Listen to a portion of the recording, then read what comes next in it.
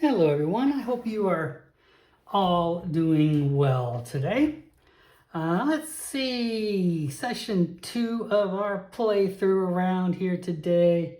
Let's see, I think we're going to pick up kind of where we left off, at least not far after that. I think I did a pretty good job that first one, just kind of getting into things a little bit, kind of getting a feel for what we're going with here. I think I did pretty well. I liked the combat. I understood it pretty well. The only thing I was not sure about, which I might need to, if one of you knows the answers, please post it in my chat in case I'm wrong. But the only thing I wasn't sure is when I used an intimidate roll on those kobolds, I just rolled a willpower to intimidate, but I kind of keep forgetting, for Cairn, it's supposed to be sort of saves.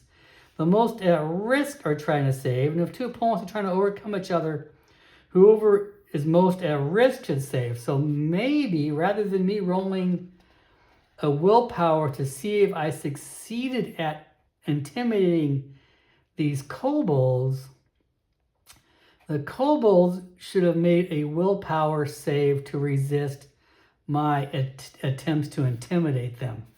I think maybe that's how it should have gone. Because they were the most at risk, as they have a lower willpower than I do. Anyway, I think maybe that's how it was supposed to go, because in Cairn we're doing more. Our dice rolling are more reactions, saves, than they are like skill checks. I have to keep that in mind. That's something that you don't think about a whole lot sometimes when you're trying to do things actively. So I think that's how it should have gone. But if one of you folks know for sure, please clarify for me in the comments, because I may have gotten that backwards in the future. I think maybe that's how it's supposed to go, but I'm not 100%. Or maybe it can go both ways. I don't know for sure. Anyway, otherwise, I think I did things fairly appropriately, how I think Cairn rules are supposed to go. I think if you guys enjoyed that first session, I can tell you, I would expect that's probably how a lot of my future sessions are going to play, kind of along similar lines. A lot of narration, a lot of talk, some dice rolling here and there. But I suspect what you witnessed in that 45-minute session is probably what you should expect from my Cairn playthroughs going forward. So if you didn't really enjoy that, you might want to tune somewhere else for a while. I don't know, because I suspect that's what's going to be like in the future. Between then and now, things are kind of much the same. I do want to get a quest so we can start playing through our Flint solo rules. So we're going to do maybe a little more building today. I still would like to get another NPC or two under my belt, kind of created and introduced for our story, so we have people to play with, and get the quest hooks to start rolling. So hopefully by the end here, we will get ready to do some quest hooks. I already have thoughts in my head about where we want to go with these quests going forward. So I'm still not drawing a quest card right away. Still not using a threat die quite yet for failures. We need to get rolling, I think, with the story in more detail before I think I go that direction. But I did build a little bit while we were off stream. Brother Alaric, where we left off, he had just discovered the Garden of Glass heretical text that describes the materials, procedures, and possible locations necessary to open a gate. As I mentioned, in my putting it all together video, that's not going to be a main focus for me for this particular playthrough of Cairn, but I did want to maybe plant the seeds, put the building blocks out there in place to maybe build on it a little bit as we're going on with our main adventure, so we can pepper some things in as we play along, because who knows, in the future I may want to go that route, and we may end up going that route. So I did roll a few things. I just rolled some random dice to determine the materials, procedures, and possible locations in which that are located in this book that we could use to build a gate. 5 materials is what I end up rolling. I think I rolled 2d4 plus 1 and came up with 5. Procedures, I think I rolled a d4 plus 1, got 3. And then I only rolled a 1 for possible locations on our map that we may be able to open a gate on. I figured materials would be much like, much like the map really. Some materials may be easy to get, some will be tough to get, some might be perilous to get. I think all of that should go into play. A gate should be no easy task, right? This should be a very long-term, difficult process, right? So there's going to be some materials that may be very perilous to try to claim. And same with procedures. Your materials are going to be combined. Anyway, it's just a mix. A little building.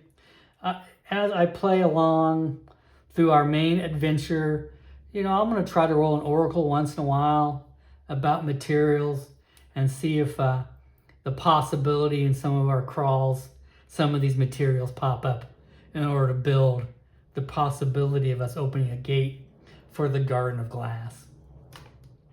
But right now, of course, my brother Alaric has no real need, or frankly, up until the point where he got this book, interest in even opening a gate. Gates lead to the roots, the underworld. It is a place where powerful relics are found, powerful magic is found, powerful spells are found, but also terrifying and powerful monsters are found as well. So it's a place where only the foolhardy or the brave or the desperate travel. I guess if you can walk out of the roots with a powerful relic, you can make your riches, but very few who enter the roots ever come back. You are most likely to meet your end there. So I think that is common mythical knowledge, about the world that everyone shares.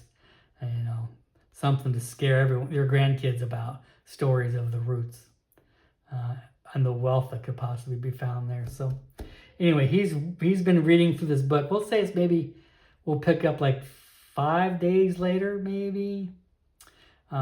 He's been at the local pub reading this book in his spare time, the public house. I made a name for that location, too, just off the top of my head. The tavern name. It's always fun to roll for tavern names, but I kept this shockingly traditional. How about the Goose and Grouse?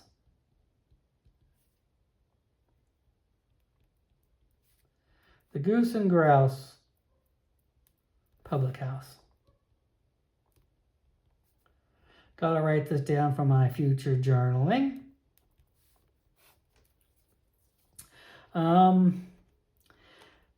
Let's see. I think as he's sitting there reading the book, he's pretty well done at reading the book now at this point. He's just trying to go over it. Half the materials there he's never heard of.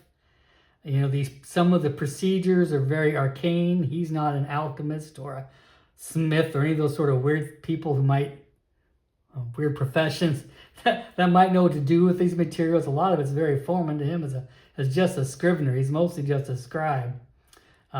But he's got it down. But hey, sitting there, I want to introduce maybe one of our agents. Let's see. How about one of our characters sidles up to him next to him across the seat as he's sitting there. How about Mazira Upton? That's right, the BCGM agent. Mazira slides up across from him while he's sitting there. He hastily kind of puts the book away. She doesn't seem too concerned about the book that he's reading, at least as far as he's aware. So she passes him on the table. She puts a little sweet treat in front of him, a little sugary treat. He knows her a bit. She's a baker in this town. She's been in this town Uh, 7 years she's been in this town. So, and she works at the main bakery in this town. I think I might write her name here, Mazira Upton.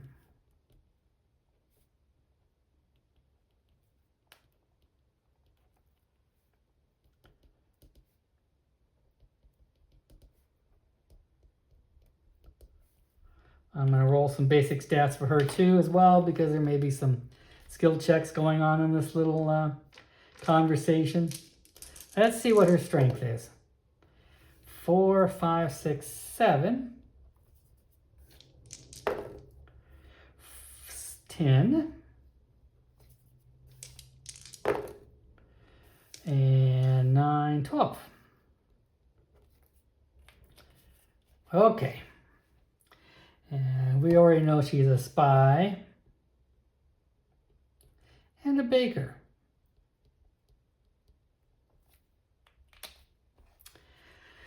She slips up next to him and she drops a little sweet treat in front of him. She says, Alaric, how are you doing today? Oh, hello, Miss Upton. How are you doing today? Oh, I'm fine. I brought you a little treat. Oh, well, thank you. What is... She should taste it. It's very good. He takes a bite out of it. Indeed, it's sugary and sweet and delicious. He's like, oh, well, that's awfully kind before. I don't remember you ever dropping by to bring me a treat. And she's like, oh, yeah. She's like, I saw you walk inside the public house. I just got off work. I thought I would just drop by and say hello. Oh. Oh, well, hello. What are you reading there? Oh, nothing important. She says, it looks like a children's book. I would have thought you got past that level of reading some time ago. She laughs. Yeah, he's like, yes, yeah, it has, but I guess you can't avoid a pretty picture if you get a chance to. Like, oh, okay, I guess I get it. How's work been going? Work? Oh, it's fine.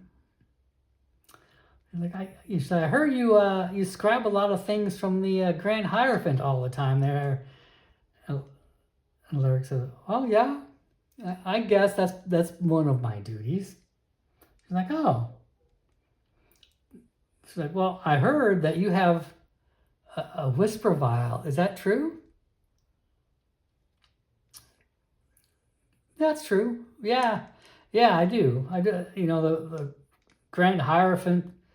He can't write anymore, and so, he tends to dictate anything he wants to communicate, and Whisper Vial makes it very easy for him to use that Whisper Vial to talk into, and I can just transcribe it whenever we get a moment. It seems to work pretty well, for the order. Oh. Wait, have you ever thought about selling that Whisper Vial? It's a very, very rare, magic item.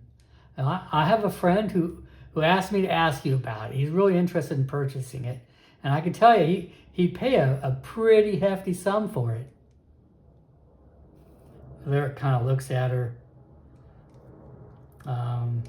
He doesn't know her that well, so this is kind of a bit surprising. I think this is one of those things where I might actually make a presence check. I wonder if I should make a presence check for her if we're going to do a save. Let's roll her presence. I should probably roll presence for NPC since we're going to be doing this for all of them as well. She's got an 11 presence. Since presence is going to be a stat, I guess if I'm going to do this via saves, I guess I need to know maybe some of what my presence is for other folks. So I have a higher presence than her. So I think Brother Alaric's just going to try he's gone to this bakery. Sure, he's gone there for years purchasing bread and whatnot here and there. But, the 12 families have plenty of their own bakers. They bake their own bread. But he's gone in there for, various times. But he can't say the two of them have ever exchanged this many words in their 7 years of knowing each other. What's her game? We're just going to roll presence roll to try to get a vibe of what, kind of what she's kind of getting at. Maybe, in fact, yeah. A 1 is a critical success, by the way, on a D20.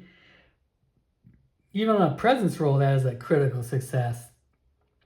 He can tell she is being a bit cagey. In fact, maybe cagey is the wrong word. She's very much more interested in this vial than trying to be casual about it the way she is. And she says she has, her coming up and talking to him about this, he can tell there's some urgency in her request despite her casual tone. So he said, I'm sorry, Mazira, but I'm not interested in selling this vial.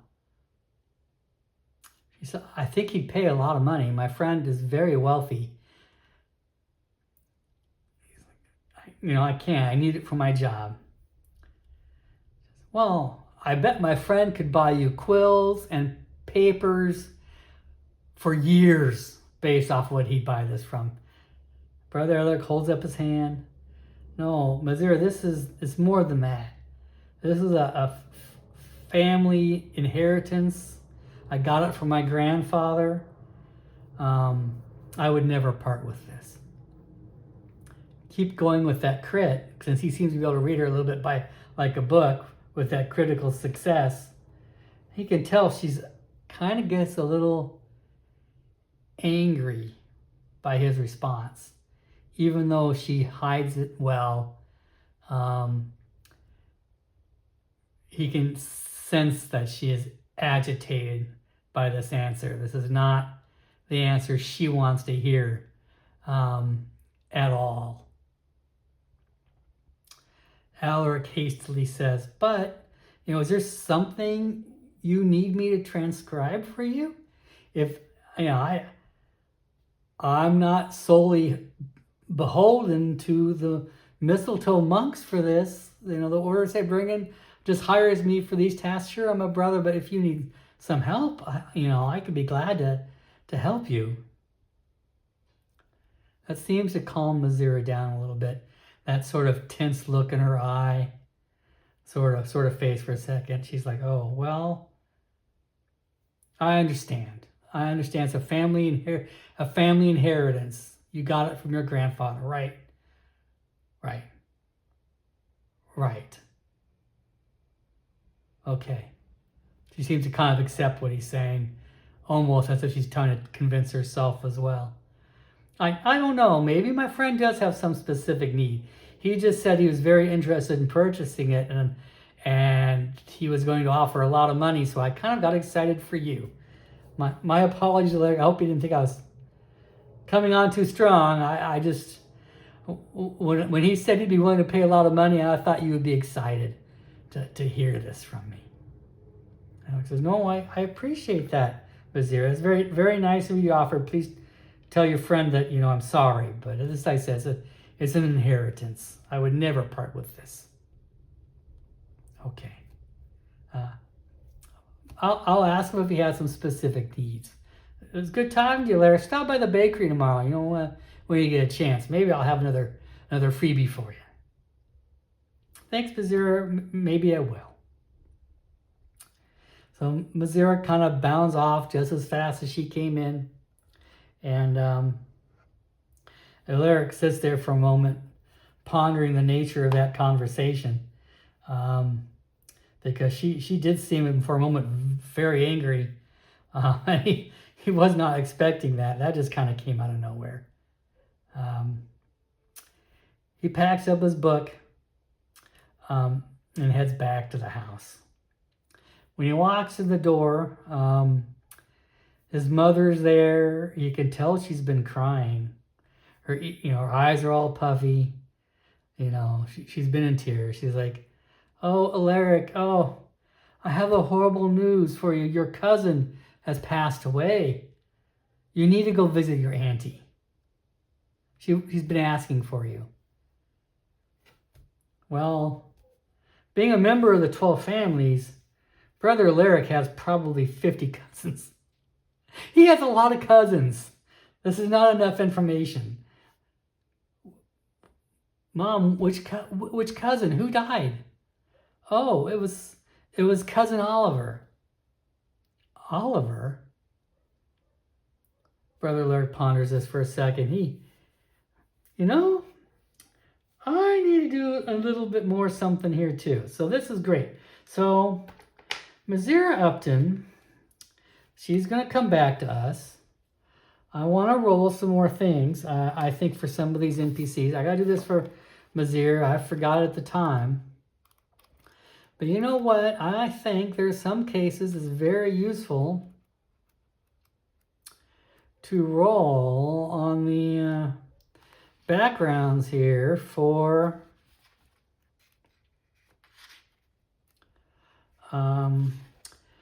virtues and vices. That's going to be very useful for us. As you notice with Alaric, I rolled a vice for him of being aggressive. Sometimes that turned out to be a boon. Like when he charged that kobold in the basement out of nowhere and stabbed him to death with an owl before that kobold could even react. That was a very aggressive maneuver. Sometimes being aggressive can be good, but not always. Let's see what Mazira's vices and virtues are. I think I'll do blue for the virtues. 6. So Mazira is very honorable. That's very good to know, because this could come into play. If he was not honorable, that might be leading to a very different road. And she's bitter. Well, that seems, from what I've drawn of this faction, bitter seems like a very appropriate virtue and vice for her. Now, as we know, I'm going to inherit a strained compass from this cousin of mine here pretty soon. Cousin Oliver has passed away.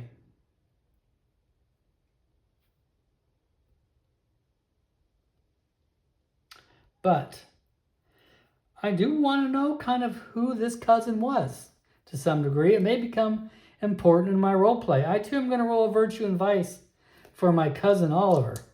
I don't think I need to roll stats. That's probably not necessary. But I need to know what our cousin was about. He was courageous. Okay.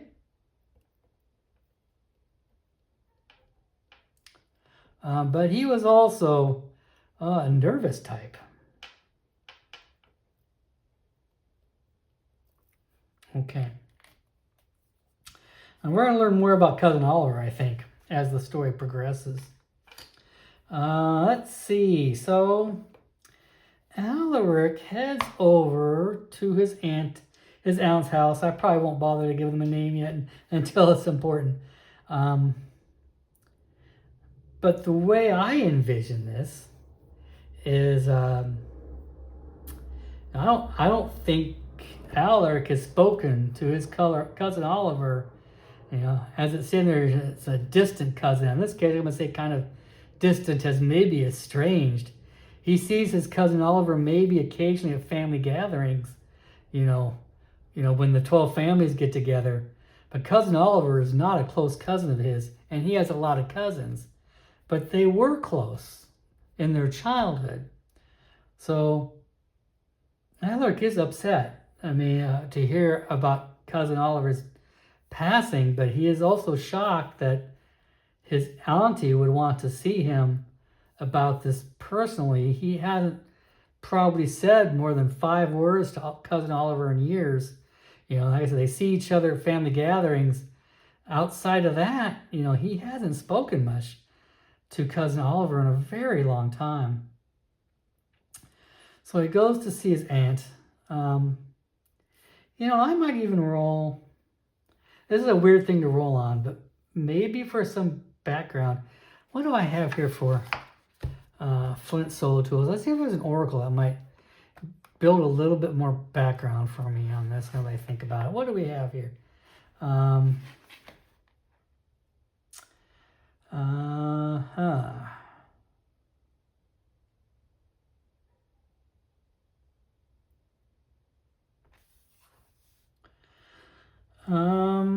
I want...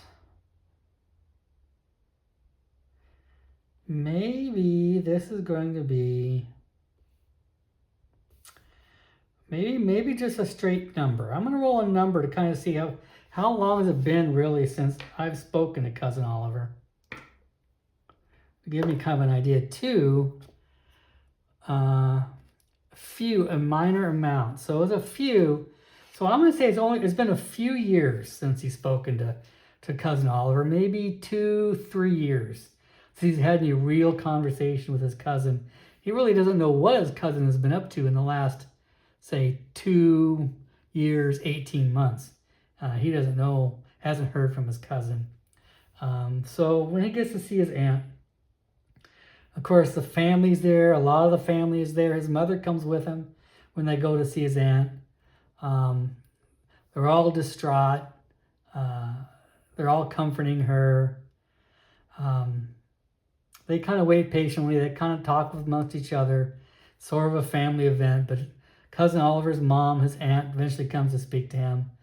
And she says, "Oh, Alaric," and she gives him a big hug. "Oh, I'm so glad you're here." She's like, "Oh, I'm so sorry to hear." She's like, "You must be devastated." Eric nods. Yes, yes, he's kind of upset. "Yes, Auntie, what happened? No one told me anything." "Oh, it's a horrible thing. There was a terrible accident. He was found by some pilgrims at the base of the bluffs. He had fallen to his death. A horrible climbing accident." Oliver's kind of shocked to hear that. He's like, "Fell to his death at the edge of the bluffs?" She's like, "Yes, he was found by pilgrims on their way home from the giant water wheel, and they recovered his body at the base of the bluffs." Oh, wow. Brother Alaric would have no idea. He said, I had no idea. This is horrible. But she says, "But he left you something." "Me?" She says, "Yes, he left a letter with your name on it. It has some gold in it and this compass. Come with me." And she goes to, I guess, what would be Oliver's bedroom at one point in time. And she hands him the letter. She hands him a small bag with what turned out to be 20 gold pieces in it, right?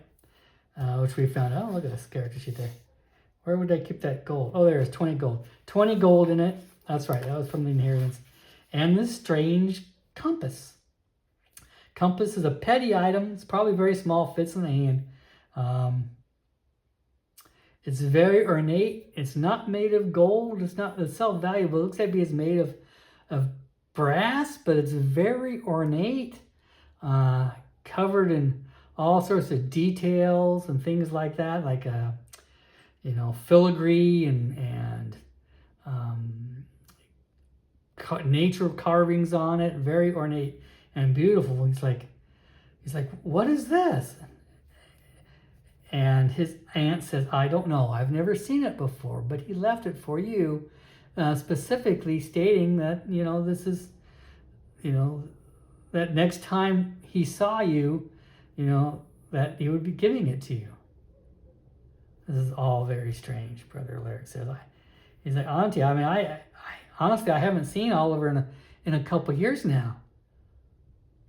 "I know, Alaric. He felt very bad about it. He kept me to check in with you, and he talks about you a lot, but it just never seemed to happen. Time got away. I'm sure he regrets that now." Brother Alaric looks at the compass again. It points to the southeast.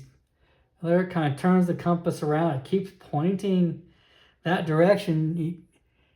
He knows where the sun is. He knows where it is. He's like, "I think the compass is broken." He doesn't say it, but the compass doesn't seem to work because it's not pointing north. It has to be broken, but it doesn't seem to vary at all when he takes a look at it. He's like, "Well, what?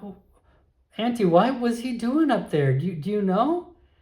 And his auntie says, no, I don't know. He just left, about a week and a half ago saying he needed to make a trip. I didn't ask him at the time. His business was his business. I don't know why he would go up there. Does he have friends up there? Business? She's like, not that I know of.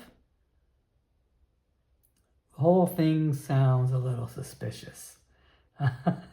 Both to Alaric, but he doesn't know if his two aunts his mom and his aunt are quite picking up on how suspicious this whole thing seems. Why this strange compass, specifically meant to be given to Alaric, what was his cousin doing up at the Bluffs and by himself in a strange climbing accident? Alaric asks, do you know what happened to those pilgrims who found his body? Oh, well, he was just found, earlier this morning. I'm sure the pilgrims are still here staying at the inn. We have your brother. He's being, stored there at the mortuary with the bone keepers. We'll have his funeral here another day. I know you'll come for that, right? Of course, Auntie, of course I'll come. I'll be glad to be here.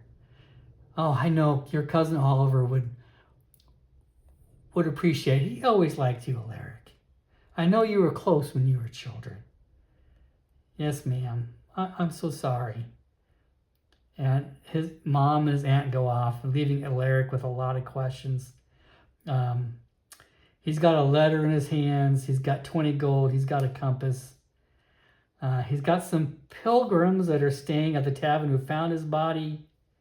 I think my first quest is going to be a bit of a mystery related to the compass.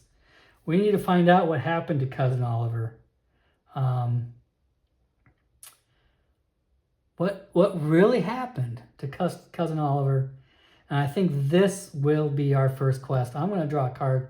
I think it's pretty shuffled. I don't know the framework for this quest yet. I will probably do a little bit of framework because I've done no framework at all since I haven't really had time to think about it a whole lot. Other than the fact that I think it's going to be more complicated than a strange compass that goes into the woods. The first question is, what happened to Cousin Oliver? Why does Cousin Oliver want Alaric to have this compass? Why is it important to him? So we're going to begin with a murder mystery and then end with a forest crawl in the woods. I'm going to point out maybe one more piece of third-party material. This is from, I think I'm allowed to say friend of the channel, Moses at Wallona's Cave. If you've not seen his YouTube channel, it's well worth it. He makes a lot of very good solo content, including adventure design made simple. So I am going to use this to make this adventure, at least the first part of it here for the murder mystery. I'm not saying he's murdered, but I'm saying he's murdered. I'm not saying he's murdered, but there's a mystery because he could have been murdered. Maybe. and that will be the first part of this quest. I'm going to be using this Adventure Design Made Simple. I have used, as an aside, I do own the Venture Crafter by Tanya Pigeon, who's made, of course, Mythic Emulator, which is a very big, popular Game Master emulator for solo players. I don't own Mythic. I have such a wealth of solo tools. I really don't need it. I bought the Adventure Crafter, but I'm still not. I sometimes get in the weeds when I try to use the Adventure Crafter. It leads me down weird things where I'm not sure where I'm going. There's a lot. You have to have characters and turning points and plots and action and mystery. There's a lot. So Adventure Design Simple by Moses, which you can find on Drive Through RPG. I will put a link to this in the chat. is a very good, simple adventure design, which is about the right size. There's not a whole lot to it, so I can still use our oracles and do a lot of exploration with it, while still having a good basic framework. I kind of print half of it upside down. Why I print it upside down on my printer? Anyway, so I'll be using this, and maybe I'll do this on the next video. I'll roll on some of this adventure design, get a framework for it. Okay, let's draw a card. The Two of Wands. Let's see what Flint says for a quest challenge for this beginning quest. I have 5 days to figure this out. But the Two of Wands, what does the Two of Wands say? Share a passion with an unlikely source. Talk about something that matters to you with someone who you normally would not care to disclose personal matters with. Open a door to someone you kept at a distance. Offer a glimpse of your inner fire to a stranger, an enemy, or someone cold and unmoved. Say something you care about to someone who you do not fully trust. Okay, this will be our quest challenge that we will attempt to incorporate in our first adventure to find out what really happened to Cousin Oliver. Okay, I think we'll stop here today. We'll keep this out in all the forefront. And then, yeah, I think I will build a basic adventure framework for it and start next week. Thanks all for joining me. I hope you have a great week, and we'll talk to you later.